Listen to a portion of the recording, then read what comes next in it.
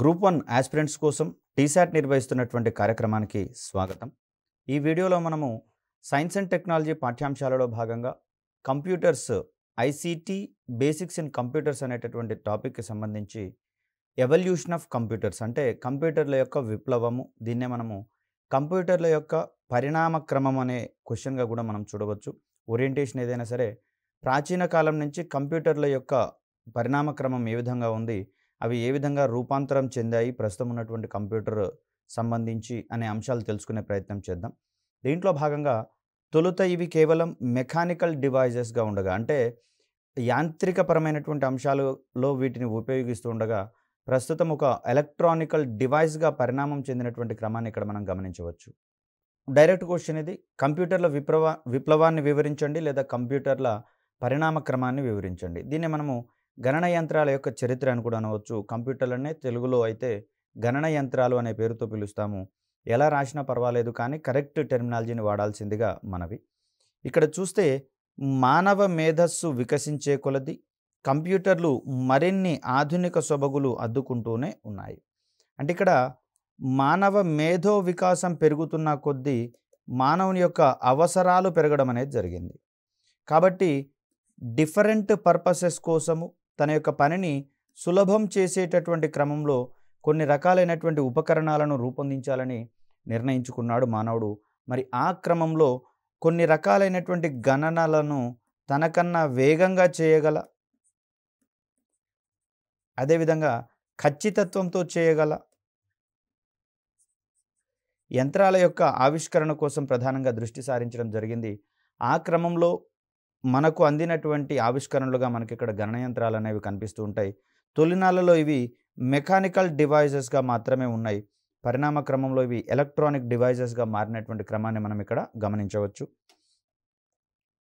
So దీంట్లో చూస్తే మానవుని అవసరాలు అనునిత్యం విస్తృతం అవుతున్నటువంటి క్రమంలో చిన్న చిన్న గణనలు సాధించే తొలినాటి రూపాల నుంచి నేడు వాణిజ్య, వాతావరణం, అణుశక్తి, విపత్తు నిర్వహణ, డిజాస్టర్ మేనేజ్మెంట్కు సంబంధించిన రంగాలలో సైతం తమదైన పాత్రను పోషించగల ఆధునిక కంప్యూటర్లు రూపుదిద్దుకున్నాయి.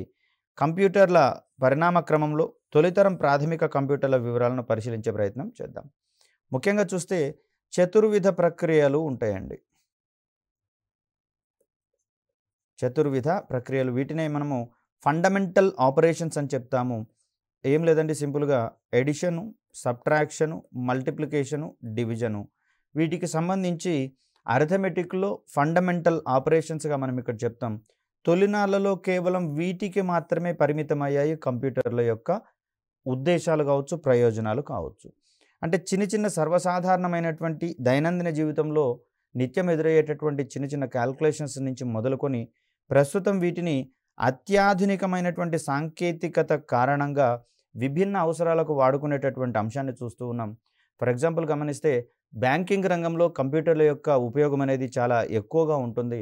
కంప్యూటర్లు కనుక ఒకసారి సర్వర్ కలవకపోతే ఎన్ని రకాలైనటువంటి ఇబ్బందులు ఎదురవుతున్నాయో మనం ఇటీవల కాలంలో చూస్తూనే ఉన్నాం. మరి ఆ క్రమంలో చూస్తే వాతావరణ విభాగాల్లో కావచ్చు, అణుశక్తికి సంబంధించినటువంటి విభాగాల్లో కావచ్చు, విపత్తు నిర్వహణకు సంబంధించి కావచ్చు, ఇలా ఏ రంగం చూసినా కూడా కంప్యూటర్లు అనేవి తమ యొక్క ప్రాధాన్యతను చాటుకుంటూనే ఉన్నాయి. మరి తొలినాళ్ళలో వీటిని ఏ విధంగా రూపొందించారు, వాటికి సంబంధించినటువంటి ఆపరేషన్స్ అంటే అవి నిర్వర్తించగల విధులు ఏ విధంగా ఉన్నాయనే అంశాలు తెలుసుకునే ప్రయత్నం చేద్దాం. తొలినాళ్ళలో అందినటువంటి గణన యంత్రంగా చూస్తే మనకి ఇక్కడ అబాకస్ అనేది కనిపిస్తుంది. దీన్ని 1602లో రూపొందించినట్లుగా మనకి ఇక్కడ తెలుస్తుంది.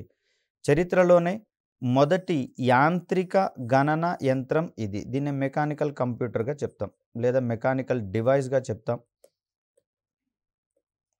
దీనిని చైనీయులు రూపొందించినట్లుగా మనకి ఇక్కడ తెలుస్తుంది. ప్రస్తుతం కూడా దీనికి సంబంధించి మెంటల్ క్యాల్కులేషన్స్ అంటే మానసికంగా మనసులోనే గణనలు చేసుకునేటటువంటి క్రమంలో వీటిని మనం నేటికి ఉపయోగిస్తున్నటువంటి సంగతి తెలిసిందే. దీని ద్వారా కొన్ని రకాలైనటువంటి క్యాల్కులేషన్స్ని ఈజీగా మనసులోనే చెప్పి వాటికి సంబంధించినటువంటి ఆన్సర్ను బయటికి చెప్పే క్రమం మనం చూడవచ్చు. దీనివల్ల మేధో సామర్థ్యం వికసించేటటువంటి అవకాశం కూడా ఉంది అబాకస్ వంటి ఉపకరణాల వినియోగం వల్ల. అదేవిధంగా చూస్తే సంకలనము, వ్యవకలనము, స్క్వేర్ రూట్స్, వర్గమూలాలకు సంబంధించినటువంటి క్యాల్కులేషన్స్ని దీని ద్వారా నిర్వహించేటటువంటి వీలుంది. ఇవి సర్వసాధారణమైనటువంటి చిన్న చిన్న గణనలుగానే మనకి ఇక్కడ కనిపిస్తూ ఉన్నాయి.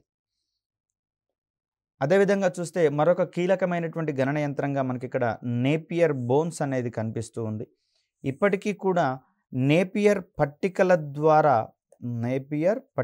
ద్వారా మనకు గుణకార సంబంధమైనటువంటి ప్రక్రియలు చాలా ఈజీగా చేసుకునేటటువంటి క్రమం చూడవచ్చు. మరి దీన్ని స్కాట్లాండ్కు చెందినటువంటి జాన్ నేపియర్ రూపొందించడం జరిగింది. 0 నుంచి 9 వరకు అంకెలను త్రిమితీయ నమూనాలో అమర్చి గణనలు చేయడం అనేది ఇక్కడ మనకు జరుగుతుంది. దీనికి సంబంధించి చూస్తే గణించిన తదుపరి అంటే క్యాల్కులేషన్స్ అయిపోయిన తర్వాత ఫలితం అనేది గ్రాఫికల్ విధానంలో అందించబడుతుంది నేపియర్ బోన్స్ అనేటటువంటిది. ఒక రకంగా చూస్తే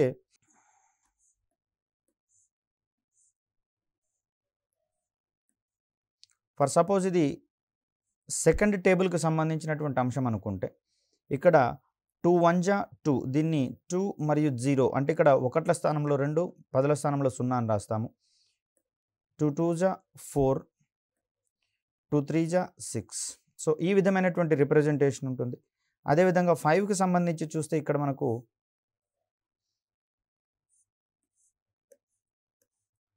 సో 5 1 5 5 2 10 5 3 15. సో ఈ క్రమమైనటువంటి అమరికను చూస్తాం. సో ఒకవేళ 25 3 కావాలనుకోండి. సో దీంట్లో ఈ స్లాంట్ లైన్స్ మధ్యలో ఉన్నటువంటి అంకెలు రెండింటిని యాడ్ చేసుకోవాలి. దాని పక్కన నెక్స్ట్ అంకె రాసుకోవాలి. సో 6 + 1 7 5 కాబట్టి 75 అనేది మనకి ఇక్కడ ఆన్సర్ అవుతుంది. ఈ రకంగా 3/3 గణనలు అంటే 3 అంకెల సంఖ్యను 3 అంకెల సంఖ్యతో గుణించడము, 4/4 గణనలు, 3/4 గణనలు, ఈ విధంగా ఎంత పెద్ద గణాంకాలనైనా సరే ఎంత పెద్ద క్యాల్కులేషన్స్నైనా మనం చేయగలిగేటటువంటి వీలుంది. వితిన్ షార్ట్ ఎఫర్ట్ తోటే మనకు రెగ్యులర్గా చేసేటటువంటి ప్రాసెస్తో కంపేర్ చేస్తే నేపియర్ పట్టికల ద్వారా చాలా సులభమైనటువంటి గణనలు సాధించడం అనేది సాధ్యమవుతుంది. అదేవిధంగా చాలా తక్కువ సమయంలోనే గణనలు చేయడానికి కూడా అవకాశం ఉంటుంది. మరి ఇక్కడ ఈ గణనలు అనేవి నేపియర్ పట్టికల ద్వారా చూస్తే అవి మనకు గ్రాఫికల్ రూపంలో అందేటటువంటి వీలు కనిపిస్తుంది. ఇక్కడ ముఖ్యంగా చూస్తే నిలువు మరియు అడ్డు వరుసల్లో ఎముకల అమరికల సహాయంతో పేరులోనే ఉంది నేపియర్ బోన్స్ అంటున్నాం కాబట్టి గుణకార సమస్యలను పరిష్కరించేటటువంటి వీలుంది. ఈ సాంకేతికతని మరో రకంగా రాబ్డోలాజియా అనేటటువంటి పేరుతో పిలవడం అనేది జరుగుతుంది. రాబ్డోలాజియా సాంకేతికత ఆధారంగా పనిచేసేటటువంటి గణన యంత్రం ఏది అంటే దానికి సంబంధించినటువంటి ఆన్సర్గా మనము నేపియర్ బోన్స్ అనేటటువంటి పేరుని సజెస్ట్ చేయాల్సి వస్తుంది. మరొక ముఖ్యమైనటువంటి ఆవిష్కరణగా మనకి ఇక్కడ పాస్కలైన్ అనేటటువంటి గణన యంత్రం కనిపిస్తూ ఉంది. దీనిని 1642లో ఆవిష్కరించడం జరిగింది. దీర్ఘ ఘనాకృతిలోని పెట్టెలో ద్రవాల పీడనం ఆధారంగా అమర్చిన 8 చట్రాల సహాయంతో ఇక్కడ మనం సంకలన వ్యవకలన ప్రక్రియలు చేయడానికి అవకాశం ఉంటుంది. తొలినాళ్లలో వాడినటువంటి కంప్యూటర్లను కానివ్వండి, గణన యంత్రాలను కానివ్వండి, సంక్లిష్టమైనటువంటి ప్రక్రియలను చేపట్టడానికి కాకుండా సాధారణమైనటువంటి ఆపరేషన్స్ కోసం మనం చేయడం జరిగింది. సో ఇక్కడ ఏ వ్యక్తికైతే గణనలను అధికంగా చేయాల్సినటువంటి అవసరం ఉంటుందో వారికి డివైసెస్ అనేవి అధిక ఉపయుక్తంగా ఉన్నట్లుగా కనిపిస్తుంది. కొన్ని చిన్న చిన్న క్యాల్కులేషన్స్కి అవసరం లేదు కానివ్వండి, ఎక్కువ మొత్తంలో గణనలు చేయాల్సినటువంటి క్రమంలో ఒకే రకమైనటువంటి గణనలు చేయాల్సినటువంటి క్రమంలో వీటిని రూపొందించుకున్నట్లుగా మనకు చరిత్రను కనుక పరిశీలిస్తే తెలుస్తూ ఉంది. పాస్కలైన్కి సంబంధించి చూస్తే దీనిని ఫ్రాన్స్కు చెందినటువంటి బ్లైసీ పాస్కల్ ఆవిష్కరించడం జరిగింది. దీనిని స్థాన విలువల ఆధారంగా గణించగల మొదటి యాంత్రిక సంకలన యంత్రంగా మనం ఇక్కడ చెప్తాము. సో ఇవి స్థాన విలువల సహాయంతో అంటే క్యాల్కులేషన్స్ చేయడం అనేది ఇక్కడ ప్రధానంగా కనిపిస్తూ ఉంది. దీన్ని రూపొందించినటువంటి శాస్త్రవేత్తగా మనకి ఇక్కడ బ్లైసీ పాస్కల్ అనే వ్యక్తి కనిపిస్తూ ఉన్నాడు. సో మరొక గణన యంత్రాన్ని కనుక మనం గమనిస్తే అనలిటికల్ ఇంజిన్ అనేటటువంటిది మనకి ఇక్కడ కనిపిస్తుంది. దీనిని 1837లో ఇన్వెంట్ చేయడం జరిగింది. మొట్టమొదటిసారిగా సాధారణ అవసరాల కోసం రూపుదిద్దుకున్నటువంటి గణన యంత్రంగా మనకి ఇక్కడ కనిపిస్తుంది. దీన్ని లండన్కు చెందినటువంటి చార్లెస్ బ్యాబేజ్ అనేటటువంటి శాస్త్రవేత్త దీన్ని రూపొందించడం అనేది జరిగింది. ఇది సాధారణ అవసరాల కోసం రూపొందించినటువంటి ఒక గణన యంత్రంగా మనం ఇక్కడ దీన్ని చూస్తూ ఉన్నాం. సో ఇక్కడ ఒక ప్రత్యేకత ఏంటి అంటే సంఖ్యలను సంజ్ఞ మరియు సైన్ అనగా పరిమాణం ఆధారంగా ప్రాతినిధ్యపరచగలిగేటటువంటి డెసిమల్ యంత్రంగా దీన్ని మనం ఇక్కడ చూడవచ్చు. ఫర్ సపోజ్ చూసినట్లయితే -6లో 6 అనేది పరిమాణాన్ని తెలియజేస్తుంది. ఇక్కడ మైనస్ అనేది లోటును తెలిసేటటువంటి ఒక అంశంగా మనం ఇక్కడ చూడవచ్చు. సో -6 యొక్క ఉద్దేశం ఏంటి అంటే మనం -6 పాయింట్లు వెనుకబడి ఉన్నట్లుగా మనం ఇక్కడ గమనించవచ్చు. మరి ఇలాంటి సంఖ్యలను సైతం అదేవిధంగా చూస్తే -6.4 ఇలాంటి సంఖ్యలను సైతం మనం ఇక్కడ రిప్రజెంట్ చేసేటటువంటి వీలున్న ఒక యంత్రంగా డెసిమల్ యంత్రంగా మనకిక్కడ ఈ మిషన్ అనేది కనిపిస్తూ ఉంది, అనలిటికల్ ఇంజిన్. దీంట్లో చూస్తే ప్రధానంగా బ్యారెల్స్ అనేటటువంటి పెగ్స్ రూపంలో ప్రోగ్రామ్ను అందించడం అనేది జరుగుతుంది. సో ఇక్కడ దీనికి ఉన్నటువంటి ప్రాధాన్యత దృష్ట్యా విశేషమైనటువంటి ఉపయోగాల దృష్ట్యా ఈ ఎనలిటికల్ ఇంజిన్ ఆవిష్కరించినటువంటి బ్యాబేజ్ని గణన యంత్రాల పితామహునిగా పేర్కొంటాము. ఫాదర్ ఆఫ్ కంప్యూటర్స్గా మనం ఇక్కడ తనని చూడాల్సి వస్తుంది. ఇక్కడ ఈ క్వశ్చన్స్కి సంబంధించి స్ట్రాటజీని కనుక మనం గమనిస్తే దీంట్లో స్టేట్మెంట్ రిలేటెడ్ క్వశ్చన్ కూడా వచ్చేందుకు అవకాశం ఉందండి.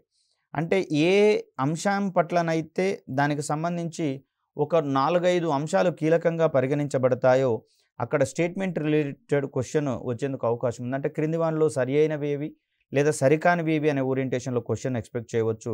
అదేవిధంగా చూస్తే ఇక్కడ ఉన్నటువంటి టాపిక్స్ యొక్క పరిధి దృష్ట్యా మ్యాచింగ్ టైప్ ఆఫ్ క్వశ్చన్స్ కూడా వచ్చేందుకు అవకాశం ఉంది.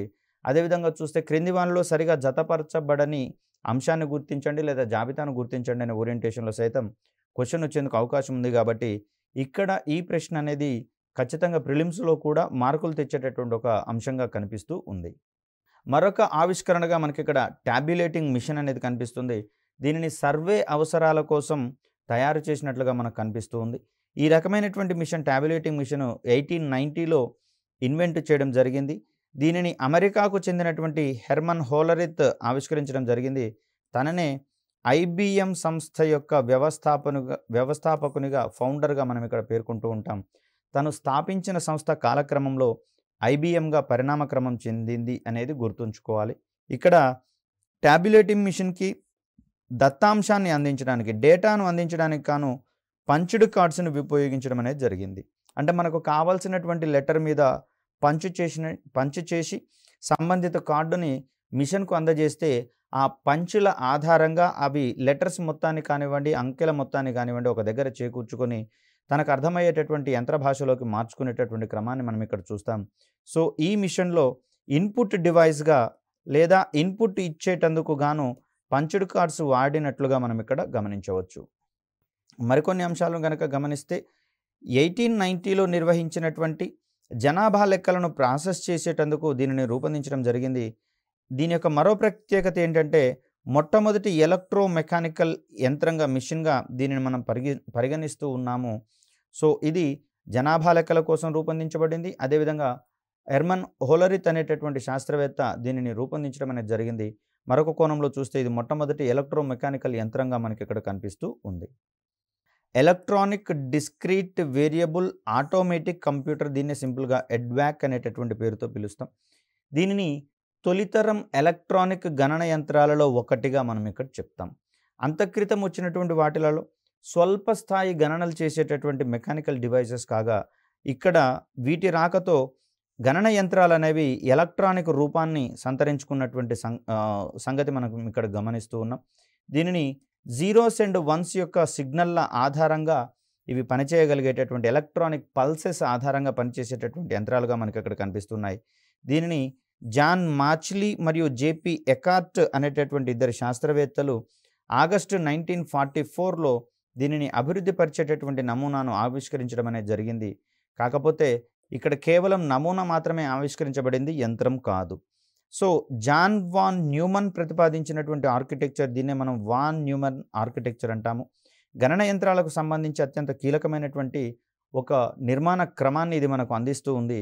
సో దీని ఆధారంగా ఈ మిషన్ తయారు చేయబడినట్లుగా మనకి ఇక్కడ కనిపిస్తూ ఉంది. అదేవిధంగా చూస్తే ఈ ఆర్కిటెక్చర్ ఆధారంగా అంటే వాన్ న్యూమన్ ఆర్కిటెక్చర్ ఆధారంగా గణన యంత్రాలలో దత్తాంశం వలనే ప్రోగ్రాంలను కూడా నిల్వ చేయగల గణన యంత్రాలను అభివృద్ధి చేయడం అనేది సాధ్యమవుతుంది. ఇక్కడ ఇంత క్రితమే మనం చెప్పుకున్నాం, దత్తాంశాన్ని కావచ్చు, సమాచారాన్ని కావచ్చు మనం కంప్యూటర్లలో నిక్షిప్తం చేసేటటువంటి వీలుంది కదా. ఈ రెండింటి మాదిరిగానే ప్రోగ్రామ్స్ అంటే సెట్ ఆఫ్ ఇన్స్ట్రక్షన్స్గా మనం చెప్పుకున్నాం. ఈ ప్రోగ్రామ్స్ని సైతం నిల్వ చేయగలిగేటటువంటి గణన యంత్రాలు ఈ వాన్ న్యూమన్ ఆర్కిటెక్చర్ ఆధారంగా రూపొందుతున్నటువంటి క్రమాన్ని ఇక్కడ మనం చూడవచ్చు. అదేవిధంగా చూస్తే దీనిని 1944లోనే అభివృద్ధి పరచాలని చెప్పేసి అని అనుకున్నా కూడా అనుమతులు కూడా అక్కడ రావడం జరిగింది. కానీ ఇది చివరి రూపం దాల్చే సమయానికి ఒక 5 సంవత్సరాల కాలం ముగిసిపోయినట్లుగా మనకి ఇక్కడ కనిపిస్తుంది. 1949 నాటికి గాను ఇది కార్యరూపం దాల్చినటువంటి క్రమాన్ని మనం ఇక్కడ గమనించవచ్చు ఎడ్ వ్యాక్కి సంబంధించి. అదేవిధంగా చూస్తే మరొక ఆవిష్కరణగా మనకి ఇక్కడ ఎనియాక్ అనేటటువంటి కంప్యూటర్ కనిపిస్తుంది. Electronic numerical integrator and calculator అనేటటువంటి దీని యొక్క అబ్రివేషన్గా చూస్తూ ఉంటాం.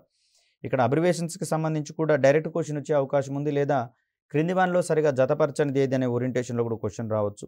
దీనిని కూడా అమెరికాకు చెందినటువంటి జేపీ ఎకార్ట్ మరియు జాన్ మార్చ్లీ 1946లో అభివృద్ధి పరచడం అనేది జరిగింది.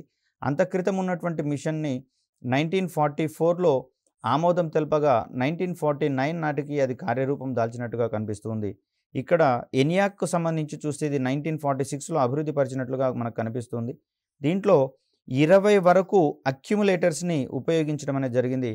డేటా హ్యాండ్లింగ్ చేసేటటువంటి క్రమంలో కంప్యూటర్లో పొందుపరిచినటువంటి ఒక తాత్కాలిక మెమరీ ఉపకరణంగా మనకి ఇక్కడ అక్యుములేటర్స్ అనేవి కనిపిస్తూ ఉంటాయి. మరి దీనికి సంబంధించినటువంటి అంశాలను గమనిస్తే an accumulator is a type of register. Register అనేది ఒక చిన్న మెమరీ యూనిట్గా కనిపిస్తుంది. ఇంక్లూడెడ్ ఇన్ సిపియు, ఇది సిపియులో ఉండేటటువంటి ఒక మెమరీ విభాగంగా కనిపిస్తుంది. It acts as a temporary storage location which holds an intermediate value in mathematical and logical calculations. అంటే గణిత సంబంధమైన మరియు తార్కిక సంబంధమైనటువంటి ప్రక్రియలు చేసేటప్పుడు, అంటే మ్యాథమెటికల్ అండ్ లాజికల్ ఆపరేషన్స్ అంటాం. For suppose is A is greater than B అంటే ఏబీలను రెండింటినీ సరిపోల్చాలి. ఒకవేళ ఎస్ అయితే is A is greater than B, B is equal to A or B is equal to B. అంటే ఇక్కడ ఏం జరుగుతుంది, రెండు సంఖ్యలను ఇచ్చినప్పుడు దీంట్లో ఏ అనే నెంబర్ స్థానంలో 4 ఇచ్చాము, బి అనే స్థానంలో 3 ఇచ్చాము, 3 అనే నెంబర్ని ఇచ్చాము. సో ఇక్కడ is A is greater than B దీన్ని చెక్ చేసుకుంటున్నాము. సో అవునా కరెక్టా కాదా అనేది ఒకసారి చెక్ చేసుకోండి. అవును అన్నట్లయితే బిగ్ అనేటటువంటి ఒక వేరియబుల్ అంటాం వీటిని. ఈ వేరియబుల్లోకి ఏ యొక్క విలువను స్టోర్ చేస్తాం. ఇనిషియల్గా బిగ్ అనేటటువంటి ఈ వేరియబుల్లో ఎటువంటి వాల్యూ లేదు. బట్ ఇప్పుడు 4 అనేటటువంటి వాల్యూ ఇక్కడికి రావడం జరిగింది. ఒకవేళ ఇది కనుక తప్పైంది అనుకుందాము, అప్పుడు బిగ్ అనేటటువంటి ఈ వేరియబుల్లో బి యొక్క వాల్యూ అనేది వచ్చి చేరుతుంది. అంటే ఈ విధంగా బిగ్ అనేటటువంటి దాని యొక్క విలువ మనకు క్యాల్కులేషన్స్ని ఆధారంగా, అంటే లాజికల్ కంపారిజన్ని ఆధారంగా చేసుకొని మారుతున్నటువంటి పరిస్థితులలో ఇక్కడ బిగ్ యొక్క మారేటటువంటి ఈ విలువలను మనము ఇంటర్మీడియట్ వాల్యూస్ అంటాం, మధ్యంతర విలువలుగా చెప్తాం. సో ఈ విధమైనటువంటి మధ్యంతర విలువలన్నీ కూడా మనకు ఈ లాజికల్ స్టోరేజ్గా పరిగణించబడేటటువంటి రిజిస్టర్లో అవి నిక్షిప్తం చేయబడతాయి. దీన్నే మనము టెంపరరీ స్టోరేజ్ లొకేషన్గా చెప్తూ ఉన్నాం. అంటే ఇవి పర్మనెంట్ సొల్యూషన్ కాదు, తాత్కాలికమైనటువంటి నిల్వ సాధనంగా మనం ఇక్కడ చెప్తాం. అంటే దాని అర్థము ఈ ప్రోగ్రామ్ ఎగ్జిక్యూషన్ అయిపోయిన తర్వాత దాంట్లో ఉండే వాల్యూస్ అన్నీ కూడా డిలీట్ కాబడతాయి, ఎరేజ్ చేయబడతాయి. అదేవిధంగా చూస్తే intermediate results of an operation are progressively return to the accumulator overwriting the previous value. ఒకవేళ మరొక క్యాల్కులేషన్ చేసి దాంట్లో మరొక ఇంటర్మీడియట్ వాల్యూ కనుక వస్తే అంత క్రితం ఉన్నటువంటి వాల్యూ స్థానంలో దీన్ని ఓవర్ రిటర్న్ చేయబడుతుంది, పునర్లిఖించబడుతుంది, లేదా అందులో ఉన్నటువంటి వాల్యూ అనేది ఎరేజ్ అయిపోయిన తర్వాత ఈ వాల్యూ అనేది అందులో నిక్షిప్తం కావడం జరుగుతుంది. సో ఇక్కడ ఎనియాక్కి సంబంధించి చూస్తే ఇది మొదటి ఎలక్ట్రానిక్ డిజిటల్ కంప్యూటర్గా మనకి ఇక్కడ కనిపిస్తుంది. ఇక్కడ కంప్యూటర్లు డిజిటలీకరణించబడినటువంటి అంశాలుగా చూస్తాం. దీనిని వాతావరణ అంచనాలు, అణుశక్తి వంటి శాస్త్రీయ అవసరాల కోసం రూపొందించినట్లుగా మనకి ఇక్కడ ఈ రకమైనటువంటి కంప్యూటర్ అనేది కనిపిస్తూ ఉంది. మరొక గణన యంత్రంగా మనకి ఇక్కడ ఎడ్సాక్ అనేది కనిపిస్తూ ఉంది. దీన్నే మనము ఎలక్ట్రానిక్ డిలే స్టోరేజ్ ఆటోమేటిక్ క్యాలిక్యులేటర్గా చెప్తాం. ఇది కూడా జాన్ వాన్ న్యూమన్ ప్రేరణతోటే తయారు చేయబడినటువంటి ఒక డివైస్గా మనకి ఇక్కడ కనిపిస్తూ ఉంది. ఇక్కడ జాన్ వాన్ న్యూమన్ ప్రేరణతో మౌరిస్ విల్కిస్ రూపొందించినటువంటి ఒక గణన యంత్రంగా మనకి ఇక్కడ ఎడ్సాక్ అనేది కనిపిస్తూ ఉంది. దీనిని ప్రపంచపు మొట్టమొదటి స్టోర్డ్ ప్రోగ్రామ్ కంప్యూటర్గా దీన్ని మనం ఇక్కడ పరిగణిస్తూ ఉంటాం. దీంట్లో కూడా ప్రోగ్రామింగ్ని కూడా స్టోర్ చేసేటటువంటి అవకాశం ఉన్న ఒక గణన యంత్రంగా మనకి ఇక్కడ ఇది కనిపిస్తూ ఉంది. సో దీంట్లో మెమరీ కోసం మెర్క్యూరీ డిలే లైన్స్ని పొందుపరచడం జరిగింది, అంటే సమాచార నిల్వ కోసం. అదేవిధంగా తార్కిక ప్రక్రియల సాధనకు, దట్ మీన్స్ లాజికల్ ఆపరేషన్స్ కోసం, లాజికల్ ఆపరేషన్స్ కోసము శూన్య నాళికలను వాడడం జరిగింది. శూన్య నాళికలు అనేవి ఒక ప్రత్యేకమైనటువంటి ఎలక్ట్రానిక్ డివైజెస్గా కనిపిస్తూ ఉంటాయి. వీటి యొక్క పరిమాణం అనేది రకరకాలుగా ఉంటుంది వినియోగించేటటువంటి అంశాన్ని బట్టి. దీంట్లో ఉష్ణాన్ని అందించడం ద్వారా అవి స్వేచ్ఛా ఎలక్ట్రాన్లను విడుదల చేస్తాయి అనే ధర్మం ఆధారంగా ఈ వాక్యూమ్ ట్యూబ్స్ అనేవి పనిచేస్తూ ఉంటాయి. ఓకేనండి. దీన్ని జాన్ ఆంబ్రోస్ ఫ్లెమింగ్ వీటిని రూపొందించడం జరిగింది. జాన్ ఆంబ్రోస్ ఫ్లెమింగ్ వీటిని రూపొందించడం జరిగింది.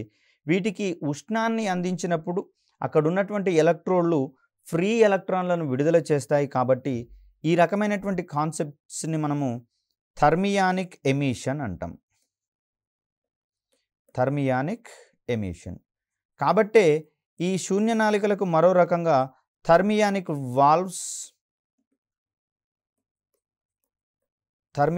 వాల్వ్స్ లేకపోతే వీటిని థర్మియానిక్ ట్యూబ్స్ అనేటటువంటి పేరుతో కూడా మనం ఇక్కడ పిలుస్తాం. కమ్యూనికేషన్ రంగంలో తొలినాళ్ళలో వచ్చినటువంటి ఆవిష్కరణగా ఇక్కడ మనం చెప్తాం. ఇది మనకు 3 రకాలైనటువంటి కార్యక్రమాలు చేస్తుందండి. దీంట్లో మొదటగా యాంప్లిఫైయర్గా పనిచేస్తుంది. అంటే వీక్ పల్సెస్ లేదా వీక్ సిగ్నల్స్ ఏమైనా వస్తే వాటిని స్ట్రెంథెన్ చేస్తుంది, అంటే వాటిని యాంప్లిఫై చేస్తుంది, వర్ధనం చేస్తుంది అంటాం. మరొక రకంగా ఇది రెక్టిఫైయర్గా పనిచేస్తుంది. అంటే ఏసీ విద్యుత్తుని డీసీ విద్యుత్తుగా మార్చే ఏకాంతర విద్యుత్తుని ఏకముఖ విద్యుత్తుగా మార్చేటటువంటి ప్రయత్నం చేస్తుంది. దీన్ని మనం రెక్టిఫైయర్ అంటాం. అదేవిధంగా చూస్తే రేడియో ఫ్రీక్వెన్సీ సిగ్నల్స్ని ఇది ఆవిష్కరించేటటువంటి ఉపకరణంగా కూడా మనకి ఇక్కడ కనిపిస్తుంది శూన్య నాళికలకు సంబంధించి. వీటి సహాయంతో ఎలక్ట్రానిక్స్ రంగం అనేది మరింత అభివృద్ధి చెందినట్లుగా మనం ఇక్కడ గమనించవచ్చు. మరో రకంగా చూస్తే శూన్య నాళికల యొక్క ఆవిష్కరణతో కంప్యూటర్లు, గణన యంత్రాల యొక్క పరిమాణం అనేది చాలా ఎక్కువగా పెరిగిపోవడం జరిగింది.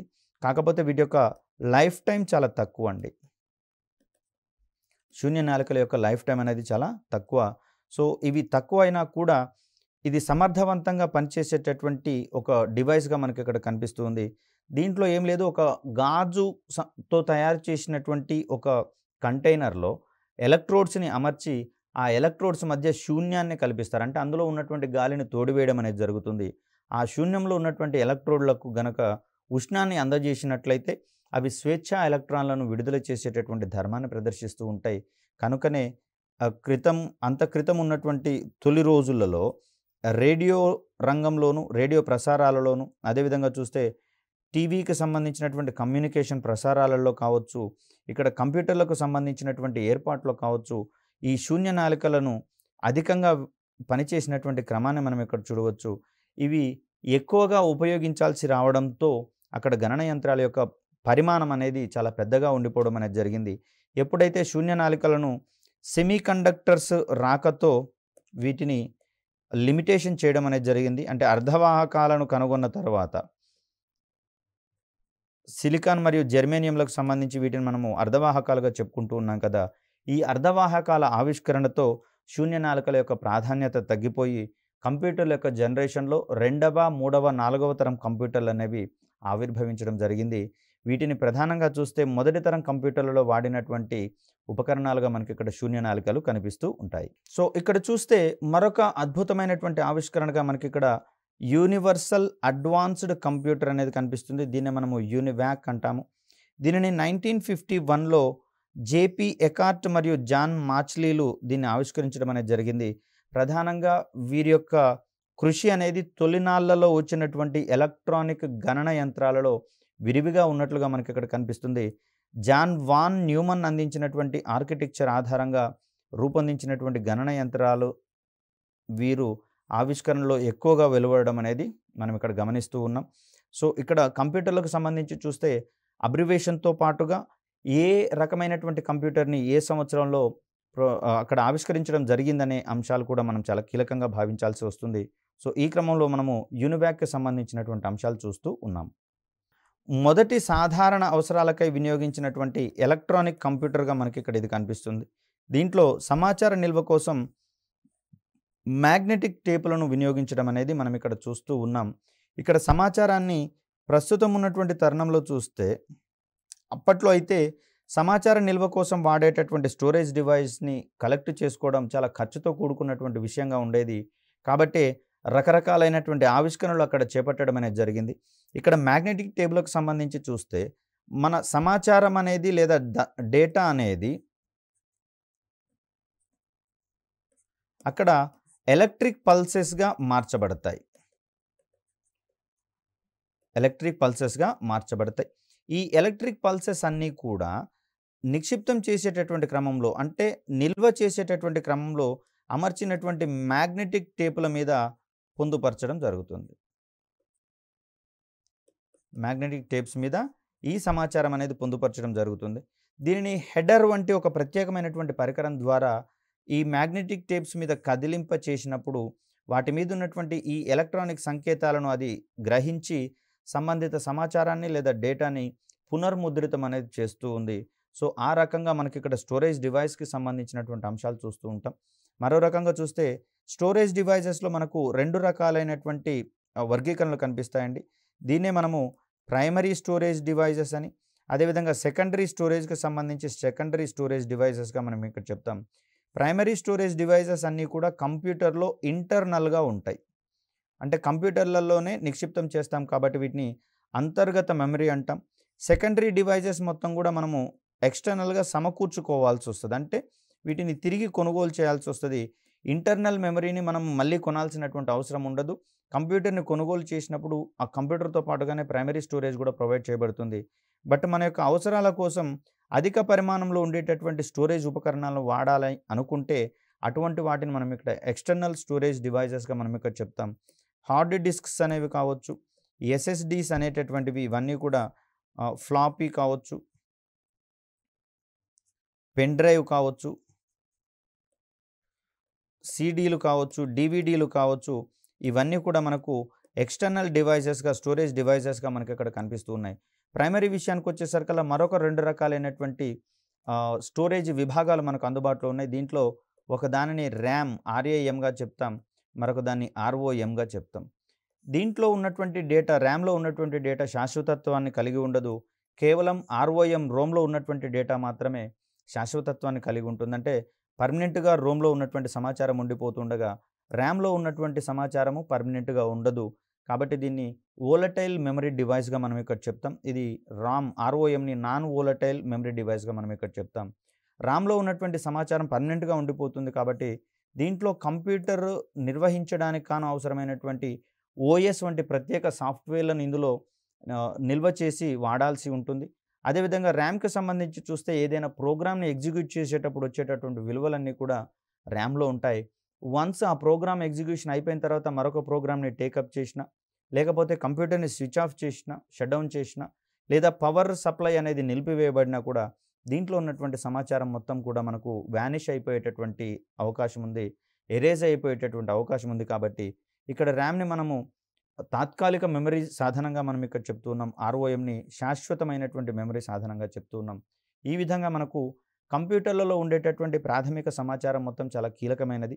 ఇది తొలినాళ్లలో మెకానికల్ డివైజెస్ మాత్రమే కనిపిస్తూ ఉండగా, అది కూడా చూస్తే కేవలం సర్వసాధారణమైనటువంటి సంకలనము, వ్యవకలనము, గుణకారము మరియు డివిజన్‌కి సంబంధించి మరొక అడుగు ముందుకు వేసి స్క్వేర్ రూట్స్‌కి సంబంధించినటువంటి ఆపరేషన్స్ చేయడానికి ఉపయోగిస్తుండగా, నేడు మరెన్నో కాంప్లికేటెడ్ సెక్టార్స్‌లలో, అత్యంత సంక్లిష్టమైనటువంటి సెక్టార్స్‌లో సైతం వీటిని వినియోగించుకుంటూ ఉన్నాం. బ్యాంకింగ్ రంగానికి చూస్తే ఇక్కడ ఉండేటటువంటి డేటాబేస్‌ని నిర్వహించడం కోసం ఏకంగా ఒక ప్రత్యేకమైనటువంటి శాఖని ఆవిర్భవించడం జరిగింది. దాన్నే మనము బిగ్ డేటా అనలిటిక్స్ అనేటటువంటి ఒక ఎమర్జింగ్ టెక్నాలజీగా మనం ఇక్కడ చూస్తూ ఉన్నాం. మరి ఈ ఓరియంటేషన్‌లో కంప్యూటర్ల యొక్క పరిణామ క్రమం అనేది, మానవ మేధస్సు వికసించే కొద్దీ, అదేవిధంగా చూస్తే మన అవసరాలు విస్తృతమవుతున్న కొలది వివిధ ప్రభుత్వ శాఖలు కావచ్చు, సామాజిక అవసరాల పరంగా కావచ్చు, మరిన్ని నూతన శాఖలు ఆవిర్భవిస్తున్నటువంటి క్రమంలో ప్రతి విభాగంలో కూడా కంప్యూటర్ల యొక్క ఉపయోగం అనేది ప్రాథమికంగా మనకు కనిపిస్తూ ఉంది. మరి ఈ క్రమంలో మనము కంప్యూటర్ల యొక్క జనరేషన్స్‌కి సంబంధించినటువంటి అంశాలను, అదేవిధంగా ఈ కంప్యూటర్లను అనుసంధానించేటటువంటి క్రమంలో ఏ విధమైనటువంటి మెకానిజమ్స్ మనం తీసుకొని రావడం జరుగుతుంది. ఇవన్నీ కూడా మనకు చాలా సర్వసాధారణమైనటువంటి క్వెషన్స్ కంప్యూటర్‌కి సంబంధించి, అదేవిధంగా అంతక్రితం చాలా సార్లు అడిగినటువంటి క్వెషన్స్ ఇప్పుడు ఈ విభాగం నుంచి ఖచ్చితంగా అడగగలిగే అవకాశం ఉన్నటువంటి క్వెషన్‌గా మనకి ఇక్కడ డిజిటల్ ఇండియా కార్యక్రమానికి సంబంధించినటువంటి అంశం చూస్తాం. డిజిటల్ ఇండియా విభాగం యొక్క 3 అంశాలు కొన్ని కీలకంగా ఉన్నాయి. అవి ఏమిటి? అదేవిధంగా మూల స్తంభాలుగా ఒక 9 అంశాలను మనం పేర్కొన్నాం. ఆ 9 అంశాలకు సంబంధించినటువంటి అంశాలను అయితేనేమో మీకు తెలిసిన 3 మూల స్తంభాల గురించి రాయండి అనే ఓరియంటేషన్‌లో క్వెషన్ రావచ్చు. లేదా స్పెసిఫిక్‌గా అడగడం ద్వారా వాటిని సంబంధించినటువంటి అంశాలను చర్చించండి అనే ఓరియంటేషన్‌లో కూడా క్వెషన్ వచ్చే అవకాశం ఉంది. కాబట్టి ఆ ఓరియంటేషన్‌లో మన యొక్క నెక్స్ట్ క్లాసులను తెలుసుకునే ప్రయత్నం చేద్దాం. మరొక చక్కటి వీడియోతో మిమ్మల్ని కలిసే ప్రయత్నం చేస్తాను. అప్పటి వరకు సెలవు. ధన్యవాదాలు.